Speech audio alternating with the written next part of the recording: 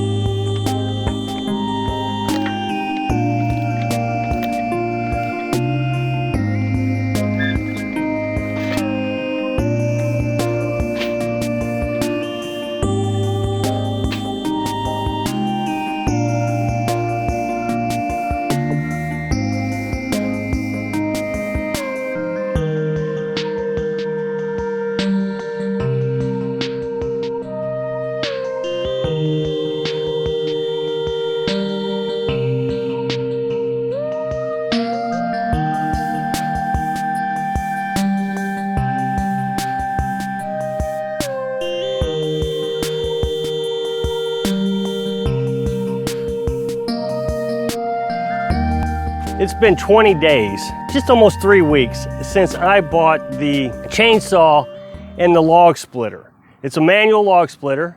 Since then, we have gotten 3 cords of wood. And that may not sound like a lot. My expectation is that it's going to take 1 cord or less of wood to heat our little camper here. I know it's underneath the tarp, but I've got lots of videos on our homemade heat exchanger. What it is a little wood stove, and I surrounded it with bricks. The heat rises into the camper. It worked great the 5 days that we used it. That means I have double the amount of wood that I need. And I've always heard, always double the amount of wood that you need. So that's what I did. However, I'm not going to stop. I'm going to keep going as much as I possibly can. I don't see any reason to stop. We're just getting deadfall, so it's not like I'm killing live trees. Of course, I think this fall I'm going to cut down 3 living trees. We're going to be selective, trees that just don't look that healthy or they're crowding other trees. If you want to be a good steward of the forest, we want to make sure that we don't just have so many trees that are choking each other off. For example, right here, I have 2 little saplings growing together. And I'm going to have to cut one of those down so it doesn't hurt the other one. Otherwise, they become twins where they both kind of just branch out together and they won't do as well. But my goal is to have a stack of wood from one cedar tree all the way to the other cedar tree behind me here. And I'm almost there. I don't know how well you can get a perspective on this. So I only got another 8 feet to go, which is 1 cord. If I double stack it, I'm going to have another one right next to it come up. So I got 2 rows. That'll give me 4 cords of wood here. That'll be plenty. Now the thing is, I don't want to put too many cords of wood down here because eventually we'll get the tiny house finished up here on the hill, and I want to start putting wood up there, getting it to season and be ready for when we actually move into the tiny house. Hopefully that'll be next summer, hopefully, but again, no big hurry. This has been a lot of fun. So Joe told me, he says, boy, you sure make this work look like fun. And it is fun. It's hard to explain. It has been extremely hot the last couple of weeks, maybe just last week, I guess. And I just work for a few minutes. Right now, I'm just outside talking on a camera and I'm starting to sweat pretty good. But yesterday, I cut down a deadfall tree, got most of it cut up into logs. That was 1 tank of gas. Then I started carting the tree from the woods in my little wagon here. This wagon's been great. Holds about 900 pounds. I bring the wood up out of the woods, with the wagon. I drop it off here. And Carolyn has been really using the log splitter. This is a manual log splitter. The thing is I came out here yesterday about 8 o'clock and I worked clear into about 2 o'clock. When Carolyn and I first moved to this property, we could only work just a little while at a time. We were so out of shape. The nomadic lifestyle, if you want to get out of shape, there's the perfect opportunity. But we quickly started getting into shape. And now we don't even recognize how long we've been out here. One of our first projects was we tore down this mobile home trailer. And it extended all the way out here for anybody who is new to the channel. And we got all this cleaned up. I mean, it was an absolute disaster over here. Trash was everywhere. We cut the trailer frame.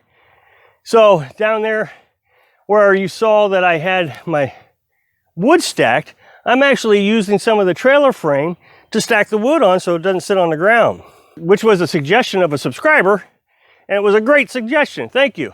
So when we started tearing down the mobile home, we couldn't work very long. We'd work for, half hour, then we sit, take a break. The temperature was pretty cool then, and we were just exhausted all the time. It was tiring work. Well, now this would be easy. I wouldn't stop working on this. This would just been really fun to do. We started building a tiny house. That's our floor to our new tiny house. We built it on the mobile home trailer. That's been a blast. Again, I was only working about 3 hours a day on that. Now I am doing huge physical labor, going down into the woods, cutting trees or deadfall in this scorching heat. I'm sweating right now. As you can see, the longer I'm out of here, the more wet my shirt gets. And I didn't even realize how late it was. It was 1 o'clock when I stopped. Not that I needed to stop, but I needed to get back inside so I could do my online work. But I make sure I drink plenty of water and stay hydrated, make sure I don't get that dehydration headache. And I've been doing really well. Carolyn's the same way. Then we go in about till, like I said, 1 o'clock. We turn on the air conditioner and just cool off, take a shower. But as far as the work being fun, I think it's exhilarating.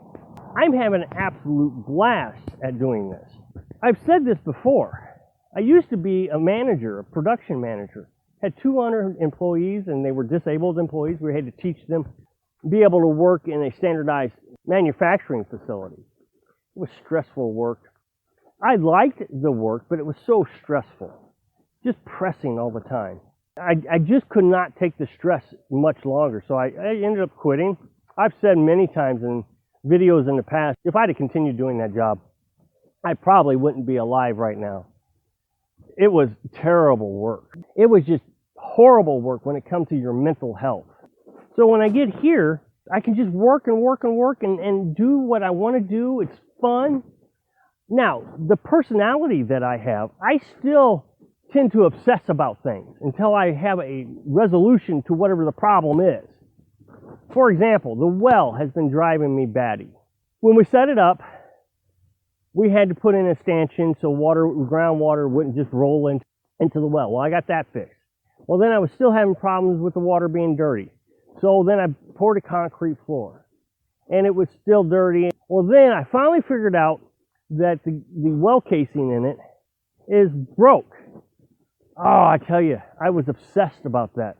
I just couldn't get over what I was going to do about it. And I kept researching and researching. Finally, I figured out that I got to put a sleeve down there, a PVC pipe sleeve down into the well. It has a boot on it. Once I realized, okay, this is an easy solution, Carolyn and I discussed when we were going to do it, decided we were going to do it after the tiny house is built. Now I'm fine. I just needed the resolution. So I still have this tendency to worry about things until I accomplish a fix of some sort. Whether we've actually gotten the fix completed or not doesn't matter to me, as long as I have a plan of action. Same with the firewood. I've been pretty stressed about firewood, and it's only June. I don't need firewood until October, but I wanted to make sure I had enough. Make sure that I had plenty of time to get everything I needed. I wanted 3 cords. Of course, I obsessed about it. I wanted to make sure I had plenty. I worked every day until I got 3 cords, and I worked pretty hard. I worked as hard as I possibly could to make sure I had 3 cords. Well, now I'm working into the 4th cord. I didn't work that hard today. I kind of relaxed a little bit. Now that I have the 3 cords, I'm not stressed about anything. that not that I have to be stressed, it's just my personality. Probably because I worked in an industry for so long that required me to be stressed. If I wasn't stressed about something, that means there was something wrong. There was a problem somewhere. So I literally had to find a problem so I could worry about it. Well, I tend to do that still yet. But that's the only downside to living here. And that's my own makeup. That's my problem. So it is fun being here. It is fun being able to do the things I want to do and still accomplish it. So I hope I can inspire you to have fun at your job. Thanks for watching.